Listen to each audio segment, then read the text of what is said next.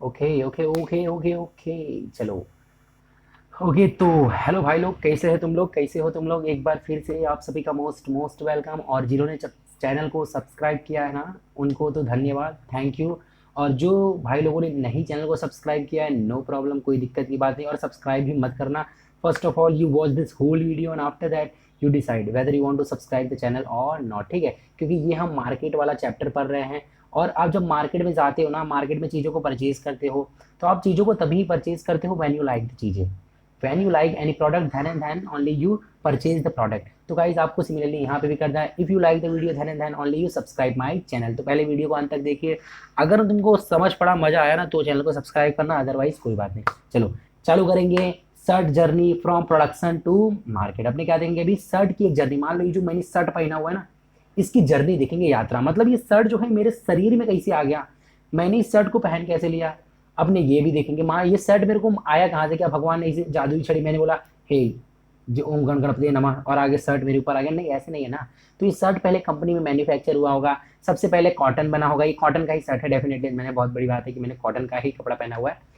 तो ये कॉटन का कपड़ा है, तो कॉटन को पहले फार्म में प्रोड्यूस किया गया होगा। कॉटन कॉटन को पहले फार्म में ग्रो किया गया होगा। ग्रो करने के बाद फार्मर ने इसको बेचा होगा, फिर गया होगा ये फैक्ट्री में, फैक्ट्री में ये बना होगा, ठीक है। फैक्ट्री वालों ने इसे क्या होगा, मैन्युफैक्चर करके फिर बाद में उन्होंने होलसेलर के पास, ऐसे ऐसे मतलब बहुत सारे ना एक स्टेप्स होते हैं इसके बीच में।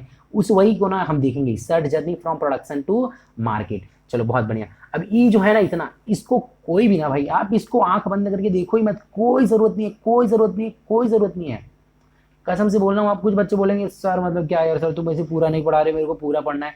देखो भाई, बच्चे के ऊपर ना बहुत ज़्यादा प्रेशर होता है ऑलरेडी। आई नो दैट कि तुम्हारे पास 7 या 8 सब्जेक्ट होते हैं, और उसमें से भी ना भाई सब में तुमको मार्क्स स्कोर करना होता है ऑलरेडी। अगर ये सब फालतू चीज़ें भी यहाँ पे अगर तुम पढ़ो, तो वो सब 7 8 सब्जेक्ट कब पढ़ोगे। तो इसीलिए फालतू चीज़ें नहीं पढ़ेंगे, चालू करेंगे मेन टॉपिक से। मेन चीज़ें जो आपके एग्जाम में बहुत ज़्यादा ज़रूरी है, देखो डेफिनेटली यहाँ पे जो मैं फोकस करता हूँ, जो पॉइंट मैं यहाँ पे टिक करके रखता हूँ ना गाइज, उसका एक ही मकसद होता है कि वो एग्जाम में very important, that point is very important in your exam. So that is why I underline all the sentences which are important for your exam. So guys please underline from here. आपको कुछ underline करना है, यहाँ से आप underline कर लीजिए, because whatever I underline here they are very important for your examination. चलो स्टार्ट करते हैं।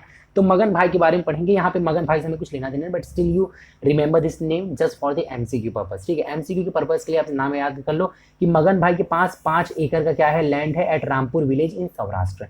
It is just for the MCQ. अपने एक्चुअली यहाँ पे मगन भाई छगन भाई से लेना देना है ही नहीं, because right now we are going to learn about the shirt journey from production to market, ठीक है। अपने क्या देखेंगे, shirt journey from production, production से लेके मार्केट में कैसे पहुंचता है, अपने ये सब देखेंगे। बट अभी एमसीक्यू याद रख लो कि मगन भाई नाम का व्यक्ति है जिसके पास 5 एकड़ का, कितने एकड़ का, 5 एकड़ का जमीन है, ठीक है। उसके पास 5 एकड़ का जमीन है, और वो कहाँ का है, सौराष्ट्र का है, एक रामपुर विलेज का। मगन भाई ओन्स 5 एकड़ of land at Rampur village in Saurashtra. Saurashtra में रामपुर विलेज में 5 एकड़ का लैंड लिया। चलो अब यहाँ पे क्या करेंगे, अपने देखेंगे पूरा इस जर्नी, ये जो ग्रीन में है ना उसके बारे में देखना बहुत अरे भाई ठीक है, कोरोना नहीं है यार। तो ये जो है ना ग्रीन कलर के जो बॉक्स में आपको दिख रहा है, दे आर वेरी इंपॉर्टेंट, और उसके बारे में पढ़ेंगे। चलो तो ही प्लांटेड, ही मतलब कौन है, मगन भाई।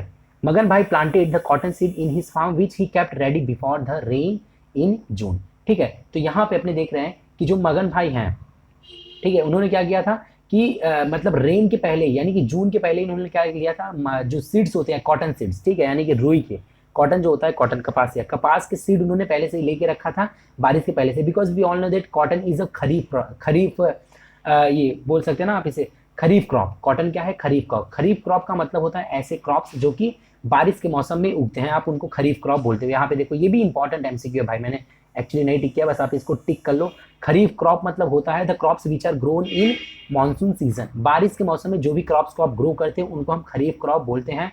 तो मगन भाई ने कॉटन, अभी कॉटन एक ऐसा क्रॉप है जो कि क्या है, खरीफ क्रॉप है, यानी कि आप इसे बारिश में उगाते हो। मगन भाई ने इस क्रॉप को जून से पहले ही इसके सीड्स यानी कि बीए इसके जून के पहले इन्होंने रखा था, रेडी करके रखा था, ठीक है। अब आगे क्या है अपने वो देखते हैं। चलो तो यहाँ पे क्या है, कहाँ गया, ठीक है। The first rain being sufficient for sowing with in 2 or 4 days cotton seedling sprouted out of the ground, ठीक है। पहला बारिश आया जो कि बोने के लिए, ठीक है, उस बीज को बोने के लिए पहला जो बारिश आया वो काफी ज्यादा इनफ था, और पहली बारिश आई, उन्होंने बीज को बो दिया था, पहली बारिश आई, और वो ना 2 या 4 दिन में क्या हुआ, cotton seedling sprouted on the out of the ground, यानी कि ग्राउंड में उन्होंने क्या किया, बीज को बोया, और छोटे छोटे जो आप बोलते हैं ना पत्ते आ जाते हैं, वो बीए में से छोटे छोटे जब पत्ते आ जाते हैं ना, स्प्राउट हो जाते हैं, छोटे छोटे स्प्राउटेड मतलब आ जाना, छोटे छोटे पत्ते जो है सीडलिंग में से, क्या सीडलिंग आप उसको बोलते हो, तो छोटे छोटे पत्ते आ गए ग्राउंड में से, क्या हुआ जो सीड्स उन्होंने ग्राउंड में बोया था उसमें से छोटे छोटे पत्ते आ गए।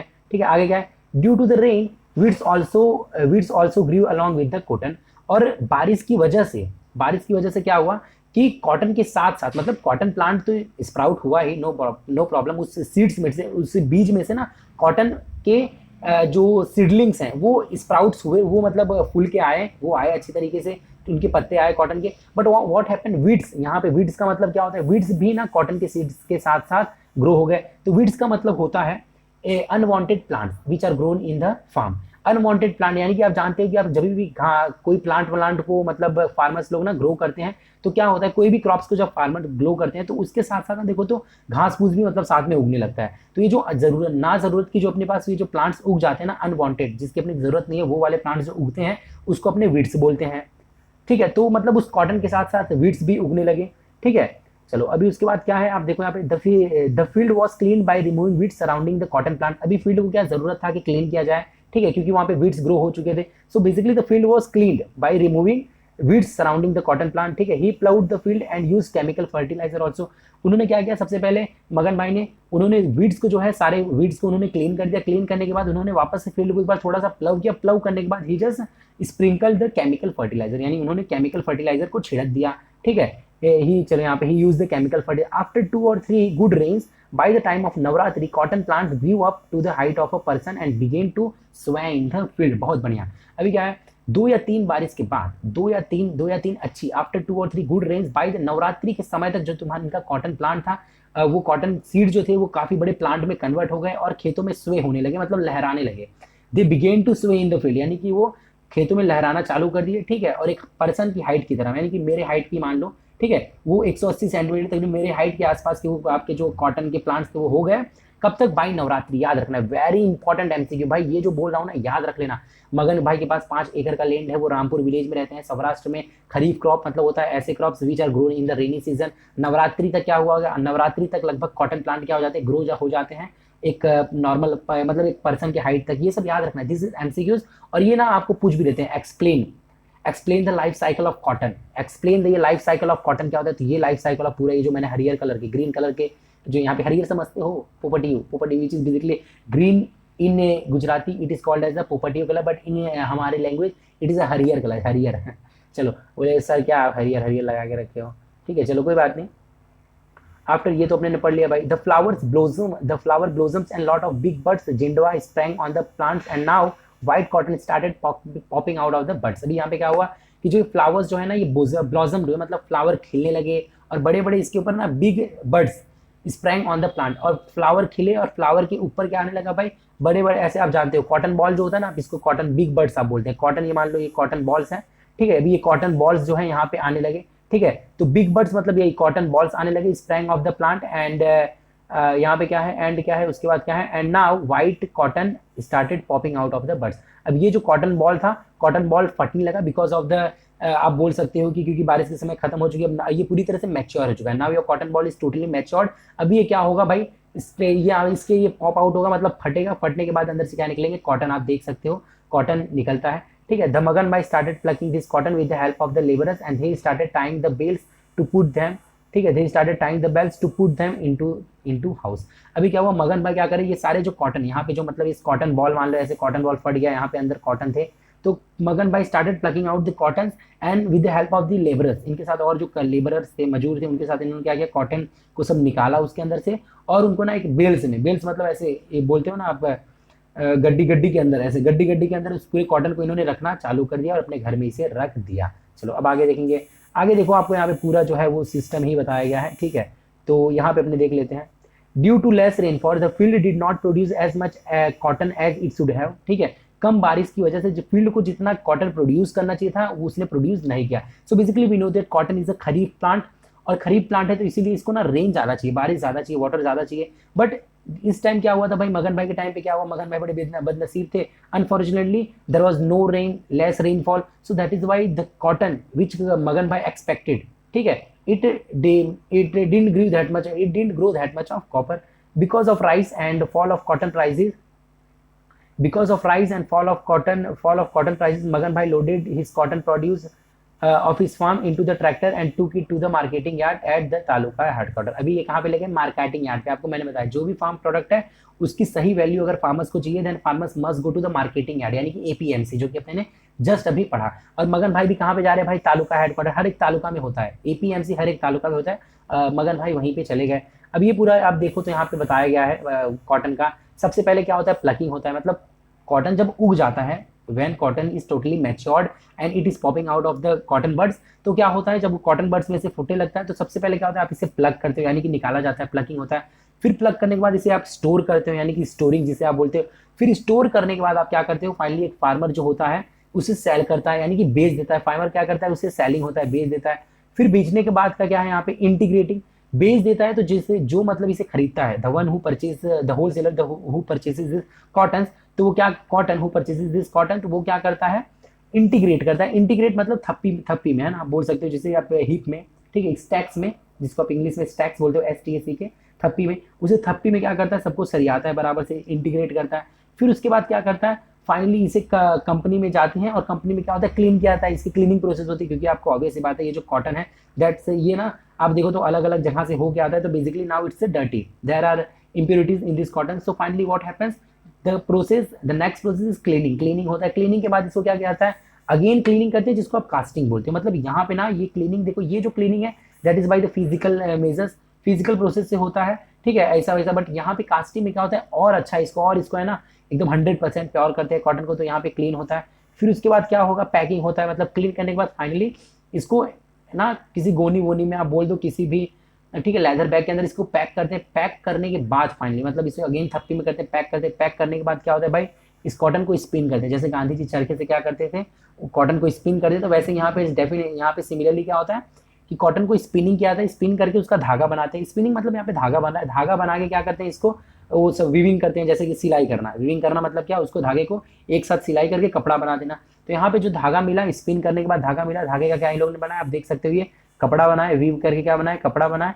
फिर कपड़े को क्या किया इन्होंने, पहले तो व्हाइट कपड़ा होगा, बिकॉज कॉटन इज इनिशियली, तो कॉटन इज व्हाइट, ठीक है, कॉटन क्या होता है बेसिकली, तो cotton is white and after that coloured dye होता है, डाइंग जिसको आप बोलते हो, ठीक है। डाइंग मतलब मरना नहीं, डाइंग मतलब होता है उसके ऊपर कलर लगाना। तो फिर क्या होता है 10th वाले प्रोसेस में, इन 10th में क्या आपको क्या देखने को मिल रहा है, the cotton is being coloured, cotton को कलर किया जा रहा है। फिर उसके बाद क्या होता है, आप इस कलर्ड वाले कॉटन को, कपड़े को क्या करते हैं, स्टिच करते हो, ठीक है। फाइनली स्टिच करने के बाद आपको क्या मिल जाता है, कपड़ा मिल जाता है। स्टिचिंग करने से आपको क्या मिलता है, अब मान लो आपके घर पे भी आपने देखा होगा, आपके पास एक फाइन क्लोथ लेके आ जाएंगे, उस क्लोथ को क्या करने, सिलाने के लिए देते हैं। सिलाई जो है, सिलाई वाला यानी जो टेलर है, जब सिलाई करके दे देता है तो finally your father get the cloth and after that he wears the clothes, ठीक है। तो ये सब चीज़ें हैं यहाँ पे, ठीक है। प्रोसेस ऑफ क्लोथ प्रोडक्शन जो है यहाँ पे आपको दिया गया था, तो ये आपको याद रखना है। कई दफ़ा क्या हो सकता है कि आपको एमसीक्यू में ये भी पूछ सकते हैं, ये पिक्चर दिखा दिया, बोलोगे ये क्या हो रहा है, तो आपको बताना होता है it is the process of spinning. यहाँ पे स्पिनिंग हो रहा है, यहाँ पे क्या हो रहा है, वीविंग हो रहा है, इंटीग्रेटिंग हो रहा है, ये सब आपको आना चाहिए, ठीक है। If you want good marks in exam, obvious सी बात है। चलो अब यहाँ पे बच्चा लोग ये देख लेते हैं, ठीक है। अब यहाँ पे आगे जो है अपने ये देख लेते हैं भाई, यार मज़ा आएगा, ये वाला थोड़ा सा अच्छा पॉइंट है, ये मतलब मज़ा आ जाएगा। चलो यहाँ पे क्या है भाई, ओके वेट, ये थर्ड पार्ट है यानी लास्ट पार्ट है। चलो थर्ड पार्ट का मतलब ही क्या होता है, last part. His cotton was auction, his मतलब मगन, मगन भाई, मगन भाई, चलो। His cotton was auctioned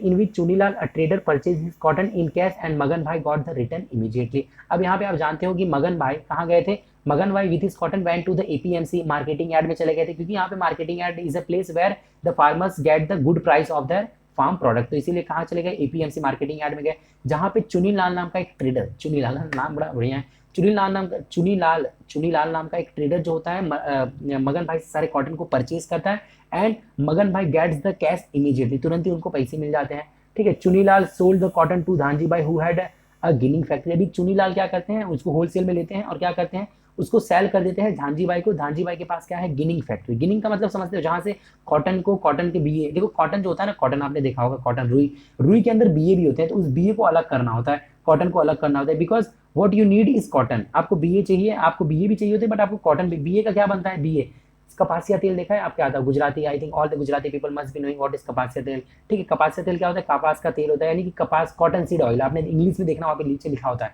कपासिया तेल, दैट मीन्स की कॉटन सीड ऑयल, यानी कि कॉटन के सीड का ऑयल। तो अभी क्या हुआ, चुनीलाल ने क्या किया, इस कॉटन को धानजी भाई को दे दिया जिनके पास गिनिंग फैक्ट्री था। गिनिंग फैक्ट्री मतलब कॉटन को और उसके सीड को अलग करने की एक फैक्ट्री थी, ठीक है।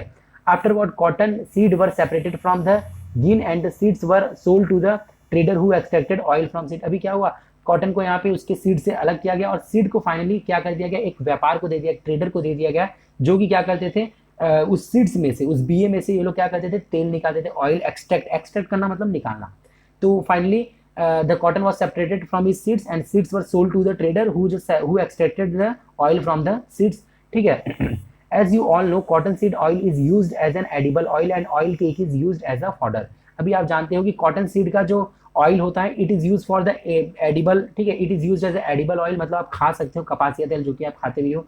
और अभी जो आप देखो, आप जानते हो जैसे गन्ना होता है, शुगर केन, गन्ने का जूस पिया आपने, गन्ने को क्या करते हैं ये लोग कंटिन्यूसली क्या करते हैं, मशीन में डाल के गन्ने की जूस को एक्सट्रैक्ट करते हैं, निकाल लेते हैं, एक्सट्रैक्ट करना मतलब निकाल लेते हैं, और फिर गन्ने का जो वो बचता है ना, आपने देखा होगा गन्ने के जो आप वो उसके वेस्टेज बचते हैं उसको फाइनली क्या करते हैं, फेंक देते हैं। सिमिलरली ऐसे यहाँ पे कॉटन सीड ऑयल आप निकालते हो और कॉटन का भी जो वेस्ट बचता है उसे किसके लिए यूज किया जाता है, उसे आप ऑयल केक बोलते हो, उसको आप यूज करते हो एज अ फॉडर। यहाँ पे आप देख सकते हो उसको आप यूज करते हो as a fodder.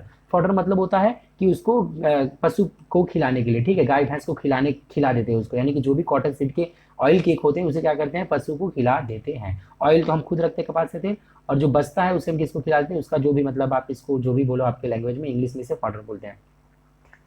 The owner of the ginning mill sent a bundle of cotton to a spinning mill making threads from cotton, ठीक है। यहाँ पे जो गिनिंग मिल का ऑनर था, उसने सीड तो किसको बेच दिया था, जिसके एक ऐसा ट्रेडर जिसके पास मतलब एक्सट्रैक्ट करने की मशीन थी, ऑयल एक्सट्रैक्ट करने की मशीन थी, सीड तो उसको बेच दिया।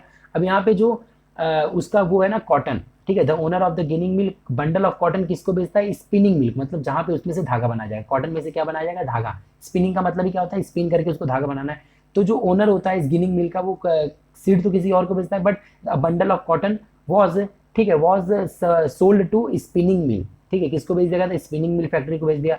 This thread was bought by a textile mill in Ahmedabad to make a cloth, ठीक है। अभी ये जो देखो स्पिनिंग मिल को भेजा, स्पिनिंग मिल ने क्या किया, उसका धागा बना दिया, टैग वो बना दिया, थ्रेड बनाया, धागा बना दिया। अब ये जो थ्रेड है, धागा, ठीक है, उसको क्या किया, कहाँ बेच दिया गया, एक टेक्सटाइल था मिल, ठीक है, जहाँ पे अहमदाबाद में कपड़े बनाते हैं, उस धागे को किसको बेच दिया गया, अहमदाबाद में बेच दिया गया, किसको, जहाँ पे कपड़ा बनाते हैं, ठीक है, टेक्सटाइल मिल अहमदाबाद में जहाँ पे कपड़ा बनाते हैं। From which the finished cloth was send to a dyeing mill for a dyeing. अब यहाँ से कपड़ा बन गया, अहमदाबाद का टेक्सटाइल मिल है, वहां से कपड़ा बना, उसके बाद उसको डाइंग मिल के पास भेजा गया, ठीक है, डाइंग मिल में भेज दिया, डाइंग मिल जहाँ पे कलर करेंगे। अब उस पर्टिकुलर कपड़े पे कलर किया जाएगा, तो उसको कहाँ पे भेज दिया, उस फिनिश्ड क्लोथ को डाइंग मिल के पास भेजा, ठीक है। The cloth was cut into different size in a garment factory. It was stitched into a ready made shirt and pant. अभी क्या हुआ, इस क्लोथ को, है ना, अलग अलग साइज, जो ये जो कपड़ा है उसको अलग अलग गारमेंट फैक्ट्री, यानी कि जो आपका कपड़े का फैक्ट्री होता है वहाँ पे अलग अलग साइज में कट किया और इसको स्टिच करके ये लोग ने क्या फाइनली शर्ट और पैंट बताया। Then were labeled, packed in the boxes and exported to foreign countries in bulk and also sold in the local market. और इसी तरह से क्या हुआ, उनको सारे को लेबल किया, बॉक्स में पैक किया गया और फाइनली उसको फॉरेन कंट्रीज में बल्क में बेच दिया गया और अपने इंडियन कंट्रीज में भी अपने यूज़ करते हैं। तो ये सब पूरा एक प्रोसेस था, ठीक है। Merchant of over country buy this pants and shirt from the showroom and we buy from them, ठीक है। अभी मर्चेंट क्या करते हैं, शोरूम से बाई करते हैं और हम उनके पास से बाई करते हैं। तो ये एक पूरा होल प्रोसेस था कि इस तरह से कॉटन के आप देख सकते हो कि फाइबर से कॉटन का बेसिकली यहाँ पे फैब्रिक बनता है, ठीक है। फाइबर से फैब्रिक आपने पढ़ा हुआ क्लास 6 में साइंस के टेक्स्ट बुक में, ठीक है, ये क्लास 6 में है, fibre to fabric in science. तो ये सिमिलरली प्रोसेस है कि इस तरह से कॉटन के अब रू से फाइनली अपना कपड़ा बनता है। तो ये प्रोसेस अपने ने पूरा देखा, वो पे स्पिनिंग की उधर जाता है, ठीक है। तो यहाँ पे अपने ने बेसिकली ये जो वाला पैराग्राफ है यहाँ पे देखा है आपने क्या, कि सबसे पहले वो गिनिंग मिल के पास गया जहाँ पे कॉटन और सीड को अलग किया गया, फिर सीड को अलग जगह भेजा गया, कॉटन को उस जगह भेजा गया जहाँ पे स्पिन करते हैं, स्पिनिंग से उसको कहाँ पे भेजा गया, डाइंग वाले मिल में, फिर डाइंग मिल में उसको फाइनली कहाँ पे भेजा गया, लो अहमदाबाद टेक्सटाइल में। तो इस तरह से मतलब पूरा एक प्रोसेस था। अगर आपको नहीं समझ आ गया ना, वीडियो को थोड़ा सा बैक में जाइए और देख लेना, और अगर आपको समझ आ रहा है तो भाई प्लीज़ ना कमेंट सेक्शन में थोड़ा यार तारीफ कर देना कि हाँ सर एक्सप्लेनेशन बहुत बढ़िया है। अगर बुराई भी करना है वो कर देना, ऐसी बात नहीं कि ठीक है, मैं आपको कोई फोर्स नहीं है। Definitely if you don't like my videos then please write down in comment section कि sir I am not getting anything from your video, so please from the next time be just concern, be careful in making videos, क्योंकि मेरे को समझना है। But if you are understanding my concept, if you are understanding my video then please write down in comment section sir मतलब मजा आ गया, we understand each and everything. बस comment section में इतना लिख देना, sir I got everything, I got everything, I got everything, इतना comment section में लिखो sir I got everything, I got everything, मतलब मेरे को सब समझ आया। चलो अब क्या है भाई, अब क्या है कि we have seen in the journey from cotton to manufacturing of sir, मतलब ये कुछ भी काम का नहीं, ये अपने ने वही जो पढ़ के आया वही यहाँ पे दिखाया गया है, ठीक है। The revolution has taken place in market system pathway transportation communication facility countries thus in present time the world is, चलो ये भी अपने पढ़ ही लेते वरना बोलोगे नहीं। We have seen that in the journey from cotton to manufacturing of shirt and pant how the product is made from raw material passes through many people farmer reacts and at last reaches the customer। आपने अभी क्या देखा यहाँ पे कि किस तरह से शर्ट और पैंट का मैन्युफैक्चर होता है और किस तरह से एक प्रोडक्ट जो है रॉ मटेरियल का मतलब क्या होता है कि मान लो जैसे कि कपड़े को, इसके लिए इसका रॉ मटेरियल क्या था आपको पता है, सिंपली बात है इसका रॉ मटेरियल क्या था, कॉटन के जो फाइबर होते हैं, कॉटन के जो रुई होती है ना, इसका ये रॉ मटेरियल था, तो इसको आप रॉ मटेरियल बोलते हैं। मतलब किसी भी चीज़ को, किसी प्रोडक्ट को तो फाइनल प्रोडक्ट में तैयार करने के लिए जो उसको बेसिकली उसको जो इनिशियली जो नीड होता है, ज़रूरत होती है शुरुआत में, उसको आप रॉ मटेरियल बोलते हो। Everyone who is connected earn or less money out of it, ठीक है, जो भी यहाँ पे कनेक्ट है मार्केट में, कम या ज़्यादा प्रॉफिट कमाता है। We get things of our daily use from the market, आप अपने डेली यूज की चीज़ें मार्केट से मिलती हैं। This market also provides an employment to many people, और ये जो मार्केट है इट प्रोवाइड्स एम्प्लॉयमेंट, ठीक है, यानी कि रोजगार, ठीक है, यानी कि जॉब प्रोवाइड करता है सभी लोगों को। Revolution has taken place in the market system due to road pathway transportation banking communication facilities, ठीक है। और आप देखो तो मार्केट में ना रिवोल्यूशन बड़ी तेजी से मार्केट जो है ग्रो कर रहा है, it is just because of the road pathways transportation banking communication facilities, मतलब मोबाइल आ गया, बैंक आ गया, ऑनलाइन आ गया, तो इसकी वजह से ना मार्केट बहुत तेजी से क्या कर रहा है, ग्रो कर रहा है, रिवोल्यूशन हो रहा है मार्केट में। रिवोल्यूशन मतलब बदलाव हो रहा है, ठीक है। चलो countries of the world are mutually connected through the trade, जितने भी कंट्रीज हैं सब एक दूसरे से कनेक्ट है बिकॉज ऑफ द ट्रेड, क्योंकि मान ले अपने पास कुछ चीज़ है और अगर वो चीज़ अपने पास ज़्यादा है तो ऑब्वियसली बात है अपने क्या करते हैं, अपने कंट्री से दूसरी कंट्री में भेजते हैं। मान लो अपने पास डीजल पेट्रोल नहीं है तो अपने क्या करते हैं, बेसिकली पेट्रोलियम की जो चीज़ें होते हैं वो दुबई से आती हैं, तो इसी तरीके से सब कंट्री एक दूसरे के साथ कनेक्ट है बिकॉज वी आर मार्केट, ठीक है, market, because of the market each and every country are connected with one another. We stay connected to the global market through the market around us and the online market, ठीक है। Thus in present time the world is a single market, और आप इसी तरीके से बोल सकते हो कि पूरा एक हाल के समय में जो पूरा एक दुनिया है वो सिंगल मार्केट है, होल वर्ल्ड जो है अपना पूरा एक सिंगल मार्केट है because of the online system, ठीक है। तो आज का जो गाइस वीडियो है वो यहीं पे पूरा होता है और नेक्स्ट वीडियो में अपने मिलेंगे, ठीक है, नेक्स्ट वीडियो में अपने डेफिनेटली मिलेंगे। यहाँ पे अपने देख लेते राइट रॉन्ग, बिग शॉप पर गेट एम्प्लॉयमेंट, थोड़ा सा देख लेते फटाफट, big shopper gate employment in Gujari market, क्या है सही है, बिग शॉपर को क्या एम्प्लॉयमेंट गुजरी मार्केट मिलता है, रॉन्ग भाई, ये तो फॉल्स है, क्योंकि यहाँ पे बेसिकली आप देखो तो छोटे मोटे शॉपकीपर्स होते हैं, ठीक है, small shopkeepers get employment in Gujari market. A trader who sells good in a bulk is called retailer, wrong, उसको आप होलसेलर बोलते हैं, जो ज़्यादा अमाउंट में चीज़ों को सेल करता है, ठीक है, एक ऐसा ट्रेडर जो कि चीज़ों को क्या करता है, sell good in a bulk में जो चीज़ करता है, जो सेल करता है उसे आप क्या बोलते हो, मैन्युफैक्चरर बोलो या तो फिर आप उसे रिटेलर बोलो, होलसेलर बोल दो। The consumer has a right to make presentation to the customer, ठीक है, ये कंज्यूमर को ये राइट होता है कि वो क्या कर सके, प्रेजेंट कर सके कस्टमर को, कंज्यूमर प्रोटेक्शन बोर्ड पे जाके वहाँ पे क्या कर सके, अपने आप को खुद को प्रेजेंट कर सके। ये क्या है भाई, ये ISI मार्क किस लिए आपको पता है, ये किसका मार्क है, ISI है, ये किसका है, फेसाई है, ये किसका है, वुल मार्क है, आप जानते हो पीछे से देख लेना, ये किसका है, एग मार्क है, ये किसका है, नॉन वेजिटेरियन है, ठीक है, ठीक है, ये नॉन वेजिटेरियन, बस इतना ही है। A market is a place, ठीक है, ये क्या होगा, इसका आंसर पहले का आंसर होगा वीकली मार्केट, ठीक है, पहले का आंसर क्या होगा, वीकली मार्केट। यहाँ पे क्या होगा, APMC होगा, पब्लिक मार्केट, APMC होगा, ठीक है, इसका क्या होगा, गोल्डन, ये क्या होगा भाई, वुलमार्क होगा, ठीक है, सॉरी हॉलमार्क होगा, हॉलमार्क होगा, गोल्ड सिल्वर के लिए क्या होगा, हॉलमार्क होगा। Raw material for the cotton, ठीक है, कॉटन क्या होता है, कपड़े के लिए रॉ मटेरियल क्या है भाई, कॉटन है। The whole world is a single market in, the whole world is a market in present time, पूरी दुनिया क्या है भाई, मार्केट है हाल के समय में। ये पूरा MCQ था, वही बता दिया, मतलब काफ़ी इजी चैप्टर था। तो अगर आपको वीडियो अच्छा लगा तो गाइस फटाफट आप चैनल को सब्सक्राइब कर देना, इस वीडियो को लाइक करना, अपने दोस्तों के साथ भी आप शेयर कर देना। मिलेंगे नेक्स्ट वीडियो के अंदर।